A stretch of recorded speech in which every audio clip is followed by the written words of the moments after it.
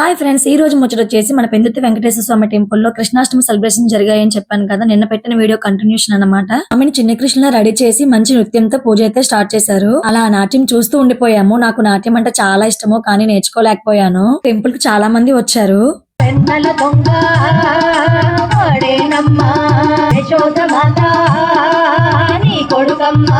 ఇంకా స్వామిని చూసారా, మంచిగా ఉయ్యాలలో చిన్న కృష్ణలా రెడీ చేసి నెమలపించం కూడా పెట్టారు. ఇప్పుడు కృష్ణాష్టమి అంటే అనుకోవచ్చు, వైష్ణవులు ఈ నెలలోనే కృష్ణాష్టమి వేడుకలు అయితే జరిపిస్తారు. కృష్ణాష్టమి రోజు డే అంతా కూడా ఫాస్టింగ్ ఉండి నైట్ ఇంకా స్వామిని దర్శనం చేసుకుంటే మంచిది.